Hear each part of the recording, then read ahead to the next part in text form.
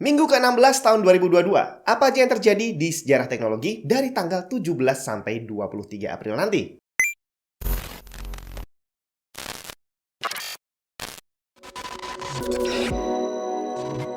Pengen upgrade Intel Gen 12 tapi pusing lihat harga motherboard Z690 nggak ramah kantong? Tenang aja, B660 udah datang. Asus ROG Strix B660F Gaming Wi-Fi. Motherboard terbaru dari Asus yang support semua jenis Intel CPU generasi terbaru. Menggunakan 16 plus 1 power stage dengan ProCool Power Connectors menghasilkan power yang stabil untuk multi-core prosesor. Temperatur VRM juga adem, karena VRM heatsink dan cover I/O dihubungkan dengan high connectivity thermal pad. Networkingnya ngebut bre dengan Wi-Fi 6 dan 2,5 Gbps LAN. Ditambah lagi connectivity-nya komplit banget. Port HDMI, DisplayPort, 3 slot M.2 dan juga USB-C 20 Gbps. Pengalaman gaming kamu juga bakal lebih lengkap dengan chipset audio ALC4080 dan Aura Sync RGB. Halo semua, Jun di mana?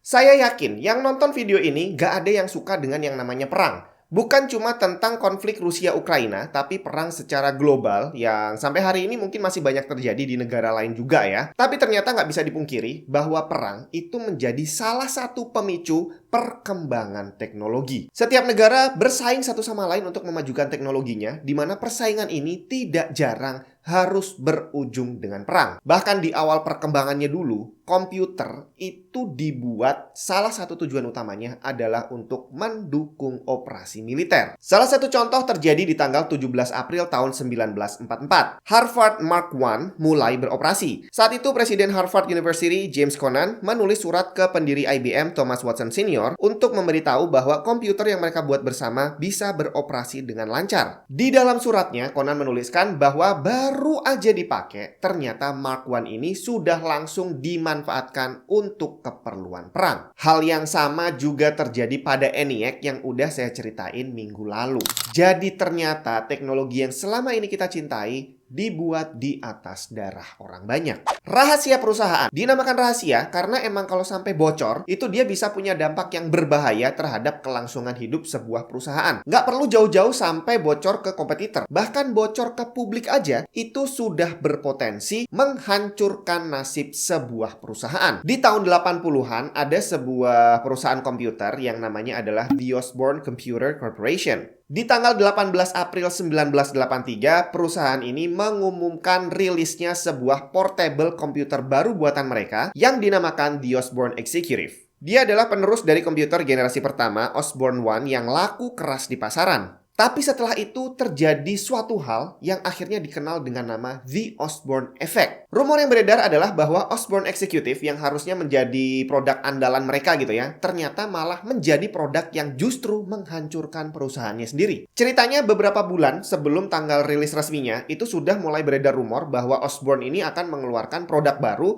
yang kemungkinan bakal lebih bagus daripada Osborne One. Dan ternyata rumor ini berujung gak enak. Secara logika sebenarnya kan lebih bagus gitu ya, karena banyak orang yang udah tahu gitu bakal ada produk baru dan mereka udah antisipasi. Tapi ternyata kenyataan berkata beda. Di awal tahun saat rumornya mulai beredar, saat itu udah banyak orang yang order Osborne One. Dan begitu rumor Osborne Executive ini keluar, mereka langsung beramai-ramai membatalkan ordernya. Padahal bisa jadi saat itu produk Osborne One-nya sendiri sudah selesai diproduksi. Tapi ternyata pembeliannya dibatalkan secara besar-besaran. Ceritanya mereka nungguin rilisnya Osborne Executive. Yang mereka nggak tahu adalah bahwa mungkin bisa saja uang hasil penjualan Osborne One ini nantinya akan digunakan untuk memproduksi Osborne Executive. Dan akhirnya hanya karena sedikit rumor ini membuat keuangan Osborne Corporation menjadi kacau balau dan akhirnya berujung pada perusahaannya yang jatuh bangkrut. Masih dari tanggal 18 April, tepat 3 tahun kemudian, di tahun 1986. Diberitakan di surat kabar saat itu bahwa IBM menjadi perusahaan komputer pertama yang menggunakan gigabit memory chip. Sebuah memori yang bisa menyimpan 1 juta bit data alias 1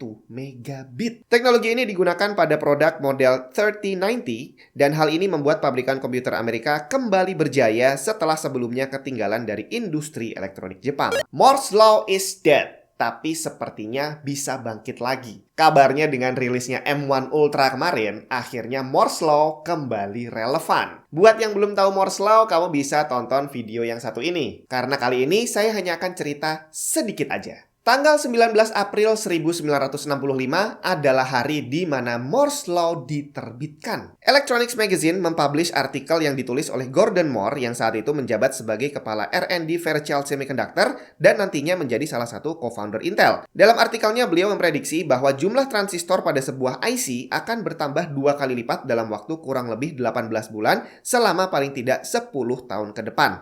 Tapi ternyata udah beberapa puluh tahun berjalan, Moore's Law masih terbukti benar. Tanggal 20 April 1998, pada acara Comdex Spring 98 dan juga di acara Windows World Show di Chicago, operating Windows terbaru saat itu mulai didemonstrasikan. Dia adalah Windows yang nantinya menjadi Windows 98. Di tengah presentasi, asisten Bill Gates Chris Caposella tanpa sengaja membuat sistemnya crash saat nancepin scanner. Tadinya mereka pengen pamer bahwa Windows 98 itu punya fitur plug and play. Tapi ternyata begitu dicolokin, bukannya plug and play yang muncul, tapi malah blue screen of death. Hal ini otomatis langsung jadi bahan ketawaan semua pengunjung. This scanner build, whoa.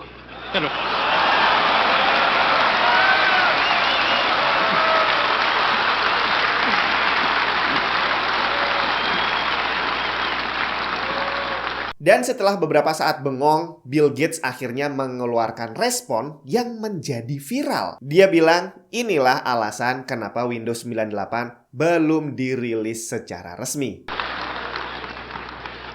Moving right along. That must be why we're not shipping Windows 98 yet. Absolutely.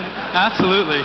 Benar-benar respon yang luar biasa. Tanggal 21 April 1988, Tandy Corporation mengadakan press conference untuk mengumumkan rencana mereka membuat sistem cloningnya IBM PS2 System Computer. Hal itu dilakukan tepat setelah IBM mengumumkan bahwa mereka akan mendaftarkan paten untuk beberapa fitur kunci yang ada di komputer saat itu. Waktu itu IBM termasuk salah satu produsen komputer yang paling inovatif gitu ya. Temuan-temuannya benar-benar revolusioner dan akhirnya dipakai di banyak komputer. Tapi ternyata IBM malah kalah sama pabrikan komputer lain yang membuat PC yang judulnya adalah IBM Compatible. Dan hal ini membuat IBM yang sebenarnya adalah pelopor menjadi kalah saing dalam hal pemasaran. Hingga akhirnya mereka memutuskan, ya udahlah daripada kita nggak dapat apa-apa, udah capek-capek bikin tapi malah kalah sama orang-orang lain, gimana kalau kita daftarkan paten aja, kemudian kita jualan lisensi. Biarkan mereka yang bikin komputernya pakai teknologi kita, tapi tetap bayar. Dan pelan-pelan hal itu membawa IBM untuk keluar dari pembuatan PC sepenuhnya,